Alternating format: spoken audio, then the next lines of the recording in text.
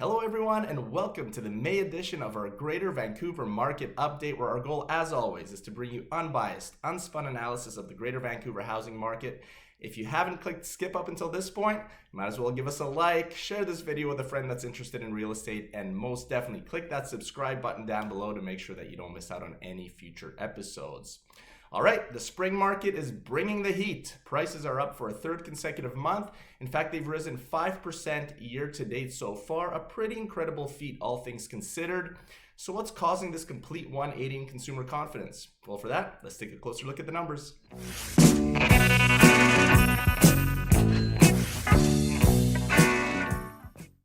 As we always do, taking a look at our sales figures right off the top, which came in at 2,741 transactions for the month of April. Although this is an 8.1% increase over March, this is still a fairly underwhelming number considering the fact that I started the video off by saying that we're in a hot market. In fact, the 2,741 transactions last month were still 16.5% below the volume we saw in April of 2022. However, because the market was cooling at this time last year and is heating up currently, that year-over-year gap has shrunk considerably. Last month, the year-over-year difference was a whopping 42.5% decrease from the previous year.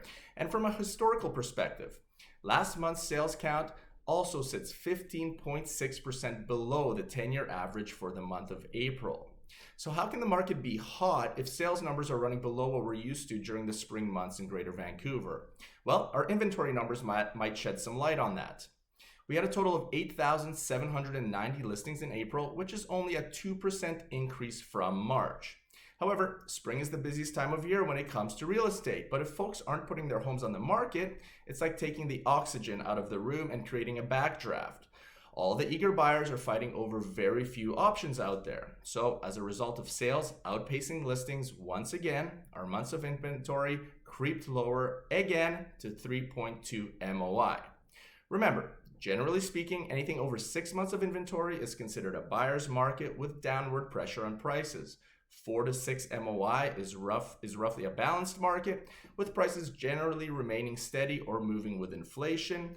And anything below 4 months of inventory is a seller's market with upward pressure on prices. And sure enough, the HPI price index rose for a third consecutive month to 1.17 million, a 2.3% increase from March. Now, you may see some headlines in the paper saying that prices are falling and be confused by all of this. You see, it all depends on which narrative a particular publication wants to run with, because real estate is seasonal, so a lot of the analysis is done on a year-over-year basis. So yes, prices in April 2023 are 7.4% lower than they were in April of 2022. But as you can see here, they are rebounding and trending upwards again. I hope you know by now that I'm not just some sort of market pumper, so when I see folks arguing this simple fact with me, it definitely makes me scratch my head a little bit. But those are just the numbers, and numbers never tell the full story. For that, let's take a look at what things are like, boots on the ground.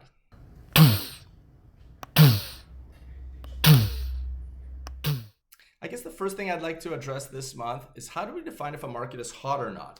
I already went over the sales figures with you. They're underwhelming. They're below average. So why do I feel like we're in a hot spring market?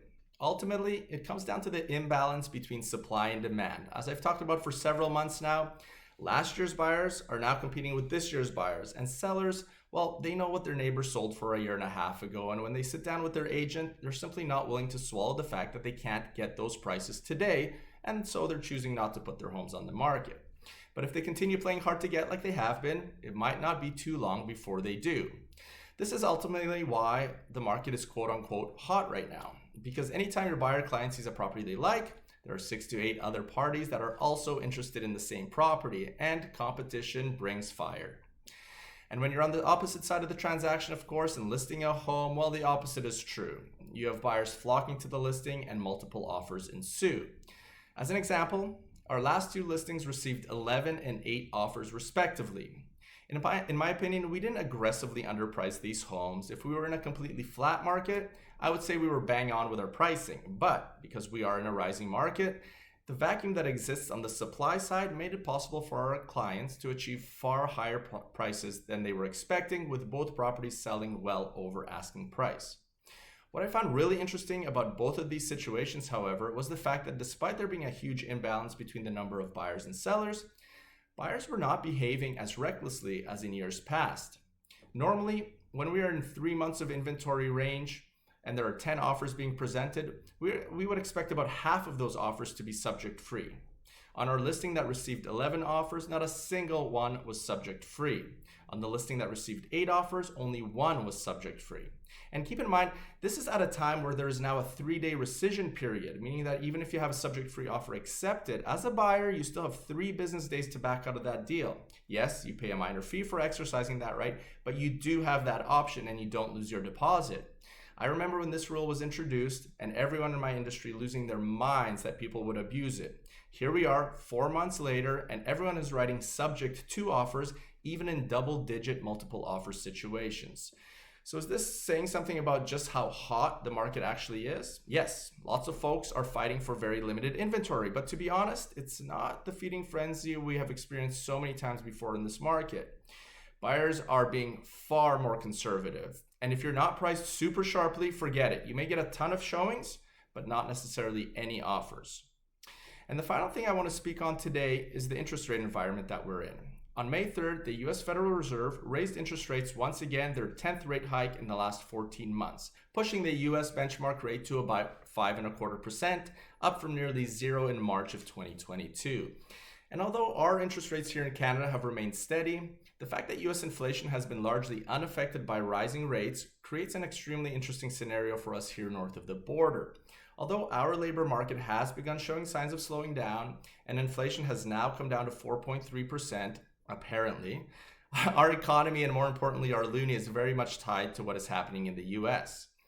I've been hearing many people saying that rates here in Canada should start coming down near the end of the year, but if US interest rates stay high, there's very little chance of that happening. In fact, in my opinion, and I'm no economist, there is a good chance that the Bank of Canada will have no choice but to raise rates again before the end of the year to stay in line with the Fed south of the border. And look, house prices rising 5% year to date definitely doesn't help the argument to lower interest rates.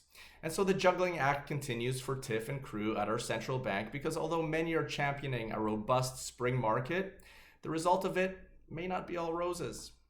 All right, that's it for me for this month. Thank you so much for tuning in. Please give us a like, drop me a comment about what you think is in store for us in the coming months, and I'll catch you right back here in about a month's time. Take care, everyone.